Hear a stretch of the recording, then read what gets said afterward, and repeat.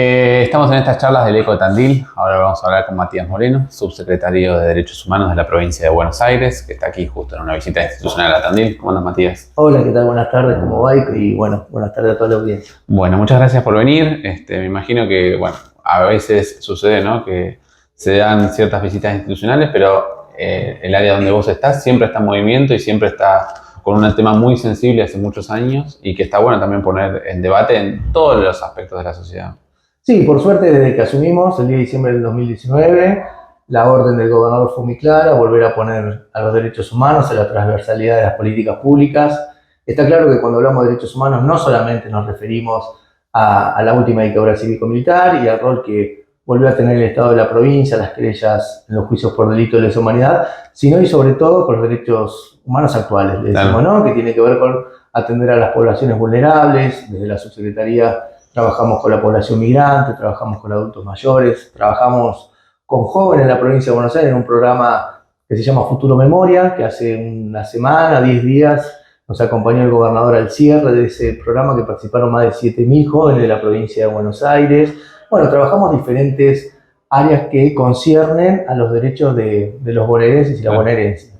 ¿Y en Tandil, cada vez que venís, cómo encontrás toda esta cuestión? No, bueno, Tandil, que tiene también un sentido muy fuerte. Sí, en lo personal, obviamente, yo soy un agradecido de esta ciudad porque, bueno, ya hace 11 años que se llevó a cabo acá el juicio por el asesinato de mi padre, y la verdad que ese juicio no hubiera sido posible sin el acompañamiento de gran parte de la comunidad de Tandil en lo referente a la participación de las audiencias y después a cómo se tomó el caso de papá. Así que tanto yo como mi familia, si bien, bueno, es el lugar donde asesinaron a mi padre, también es el lugar que pudimos reconfigurar y resignificar a partir del acompañamiento que tuvimos en ese juicio y bueno, y que tenemos cada vez que venimos. Hay tantos amigos, compañeros y tanto activo militante en materia de derechos humanos que siempre es un placer venir a una ciudad que, bueno, que es hermosa también, ¿no? Sí, que sigue también teniendo todos estos procesos de los juicios, como venía diciendo ahora con la huerta, que, bueno, está en varios lugares, pero que sigue estando muy activa con el tema de esa humanidad. Sí, bueno, como bien decís, se está tramitando el juicio de la huerta, que atiende, bueno, los casos de Tandil, algunos casos de Azul. Bueno, y mañana empieza la etapa de Loma Negra, que surge en función de la sentencia del juicio de mi padre, que el Tribunal Oral Federal de Mar del Plata ordena investigar a los directivos de Loma Negra. Y bueno, en estos 10 años se pudo recabar información que no solamente tuvo el asesinato de mi padre, sino que en el año 76 también hubo secuestro de 15 trabajadores de la empresa. Así que bueno, mañana empiezan las audiencias. Y bueno, siempre acompañando Tandil en esos procesos judiciales tan importantes, no solamente para ir cerrando la etapa de la memoria, la verdad y la justicia, que hoy nuestro país es un ejemplo a nivel internacional de cómo pudimos procesar nuestro pasado traumático reciente a través de los juicios y demás política de memoria, sino sobre todo para seguir reafirmando el nunca más, ¿no? Me parece que hay algo muy importante en este presente, que cada vez que la comunidad tiene que salir a manifestar, siempre hay un consenso, incluso de la mayoría de la dirigencia política, de que nunca más en nuestro país haya una dictadura cívico-militar. De hecho, ya hace 40 años que este es el año 40 de democracia, es el periodo más largo, y eso es patrimonio de todos y todas, porque sabemos que la democracia es el único sistema donde cada uno y cada una puede desarrollarse en tanto individuo, pero sobre todo desarrollarnos como comunidad. Antes de meternos con eso, pienso en cuando van a escuelas o cuando hablan con los más pibes, ¿cuál es la cuestión receptiva de ellos de algo que obviamente no vivieron y que por ahí sus padres tampoco vivieron? Sí, claramente. Recién veníamos justo de una actividad en la Escuela de la Movediza. El desafío de nuestra generación es generar los puentes con las nuevas generaciones, ¿no? Porque tampoco uno puede contar la historia de lo que pasó ya casi 50 años si no generamos una identificación con las nuevas generaciones. Y me parece que lo que surgía hoy es el valor de la democracia, en tanto algo que ha costado mucho conseguir, pero que también la democracia es algo que construimos entre todos y todas permanentemente. Ellos y ellas hoy nos referían, bueno, cuestiones de los derechos que asisten a ellos. Estamos en vísperas, por ejemplo, del aniversario de la Noche de los Lápices, donde un grupo de estudiantes secundarios, y hoy, bueno, pelearon por el boleto estudiantil, y hoy todos y todas, ahí en un colegio de la provincia de Buenos Aires, gozan del boleto estudiantil. Por eso es importante ir a la historia para saber lo que costó ese boleto y para poder seguir defendiendo, y también para ir por lo que falta, ¿no? Porque la democracia muchas veces la ponemos como antagonismo al terrorismo de Estado, pero también tiene que ser un sinónimo de la ampliación de derechos. Nuestro gobernador siempre habla de la igualdad de oportunidades. Bueno, la democracia también tiene que ver con esto, ¿no? Con la igualdad de oportunidades para que todos y todas podamos desarrollarnos. Yo siempre digo que los chicos absorben todo y entiendan rápidamente. ¿Lo notan ustedes cuando hablan? ¿O como que ellos ya también tienen esos conceptos previos de decir, bueno, la democracia, cosas que pasaron antes que no estaban bien? Sí, bueno, gracias a las políticas públicas... O hay desconocimiento. No, porque no, puede porque ser de las dos cosas. hoy hay fechas como el 24 de marzo que están dentro de la currícula, Claro. ¿no? Y que tienen que ver justamente con el compromiso del Estado argentino, digo, más allá de los gobiernos, ¿no? El compromiso del Estado argentino de poder trabajar y reflexionar acerca de la fecha del 24 de marzo como el Día Nacional de la Memoria, y hoy se ven todos los colegios a lo largo y ancho del país. Ese tiene que ser un disparador.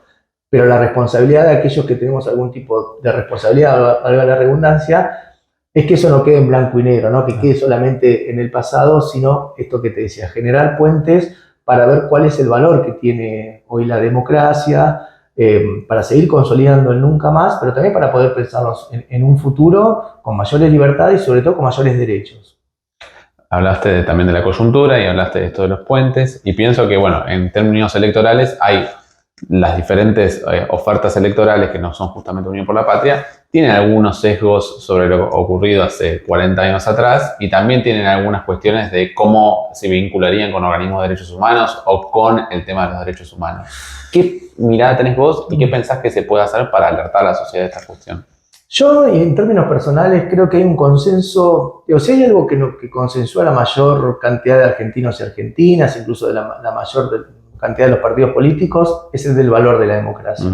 Hay un consenso y un acuerdo muy fuerte acerca de lo que representa la democracia y un acuerdo muy fuerte de gran parte de la población acerca de revalorizar el nunca más. Nunca más la posibilidad de que haya un Estado que asesine, que mate y que persiga a las personas por sus credos, sus religiones o sus prácticas políticas.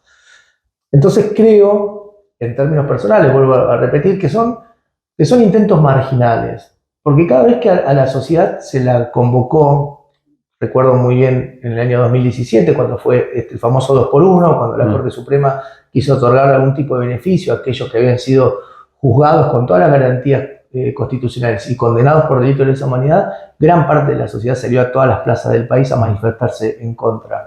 Ahí me parece que seguimos reafirmando el nunca más. Indudablemente también esta democracia tiene muchas deudas que es necesario resolverlo dentro del ámbito democrático, pero no pongo en cuestionamiento en términos personales que haya algún tipo de discusión acerca del pasado. En todo caso, la discusión es acerca de las deudas del presente y quedará responsabilidad de cada sector político poder ofrecer la mejor plataforma para que esas deudas que hoy tenemos en el presente, que indudablemente tienen que ver con la desigualdad social, puedan ser saldadas más temprano que tarde a partir de la sensatez de los proyectos políticos, ¿no? Digo, obviamente yo soy parte de Unión por la Patria y creo fervientemente en el rol que tiene el Estado.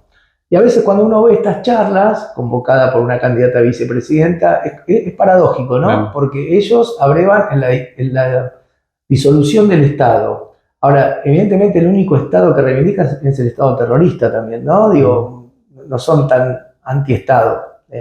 No les gusta el Estado como regulador de las economías para que todos y todas puedan tener igualdad de oportunidades, pero sí parecería ser que reivindican el Estado terrorista. Entonces, eso es importante, prender las alarmas, pero yo estoy seguro que, y creo que muchos estamos convencidos en esta sociedad, en esta comunidad, del valor que tiene la democracia y de seguir reafirmando el nunca más a la posibilidad de algún tipo de Estado terrorista, Estado totalitario o Estado que persiga, asesina y mate a sus propios ciudadanos, ¿no? Y ciudadanas. Es interesante también tratar de ver, en base a lo que vos decís, también la retórica que utilizan para la palabra derechos humanos. No la abordan solamente de la cuestión de los juicios y demás cuestiones, sino que hablan de derechos humanos, por ejemplo, para personas que son víctimas de inseguridad, que también los tienen que tener, obviamente. Entonces, en ese base también, creo, entre la retórica más el rol que juegan los medios de comunicación para subir las discusiones, también se le hace una ensalada a la gente de qué se está debatiendo y qué se está poniendo en tela de juicio. Es necesario aclarar conceptualmente que el único agente que viola los derechos humanos es el Estado. Bien. Por ahí digo, para ordenar un poco a veces los derechos humanos de tal o cual sector. El único agente que viola los derechos humanos es el Estado. Nosotros al Estado nos enajenamos, ¿no? Le otorgamos parte de nuestra libertad para que el Estado nos devuelva en seguridad. Obviamente después hay violaciones a los derechos humanos, incluso, digamos, si hay una de las deudas de la democracia del año 83 esta parte, digo, y eso es responsabilidad de todos los gobiernos, que estamos intentando resolver con políticas activas desde la Nación y de la provincia de Buenos Aires, por ejemplo, la problemática de la violencia institucional, donde hay un uso excesivo de la fuerza por parte de las fuerzas de seguridad, que es el Estado el único que tiene la legitimidad del uso de la fuerza física. Eso para dejar claro el tema de los derechos humanos. Después está claro también, digo, y retomo un poco la última dictadura cívico-militar, que hoy nuestro país es un ejemplo a nivel internacional de cómo pudimos tramitar nuestro pasado traumático reciente a partir de la justicia, de la memoria y de la verdad. Si vemos ejemplos de países vecinos como Chile, Uruguay, Brasil, que también tuvieron dictaduras cívico-militares en esos años, todavía no han podido avanzar en el proceso reparatorio. Bueno, mismo España, ¿no?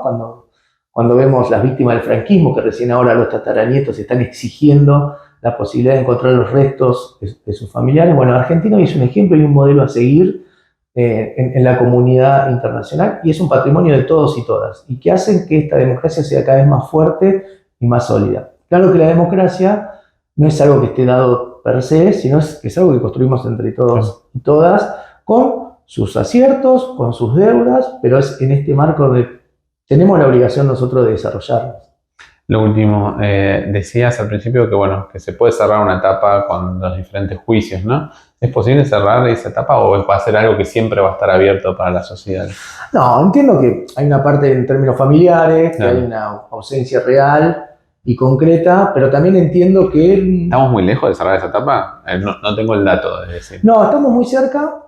Hay dos cuestiones ahí. Primero, que se ha avanzado muchísimo en los juicios, y después hay una cuestión biológica, ¿no? Que ya la mayoría, tanto los acusados como los testigos, ya no están presentes. Claro, ya no están presentes. Seguramente la etapa de los juicios, bueno, no van a seguir mucho tiempo más.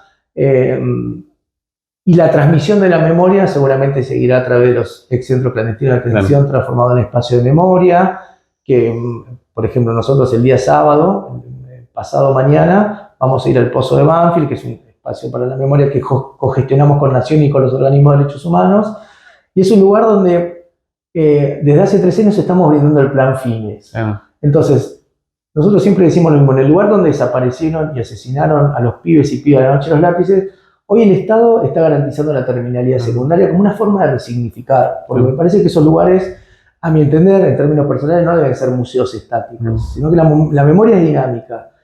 Y si tenemos la capacidad de resignificar esos lugares para brindar políticas, respetando siempre el lugar donde han sucedido los hechos, pero después hay espacio físico que no estaba comprendido en el centro clandestino de detención, si ahí podemos brindar políticas públicas para la comunidad y para el barrio, bueno, ahí podremos resignificar y también seguir profundizando la memoria de la verdad y justicia. No ya tanto de la cuestión más estática, sino de la cuestión más dinámica, haciéndonos cargo de lo que nos pasó, pero sobre todo poder pensarnos en el presente para proyectar un futuro con mayores igualdades. Matías, muchas gracias. Bueno, muchas gracias a ustedes. Matías Moreno, en estas charlas del Eco de Tandil.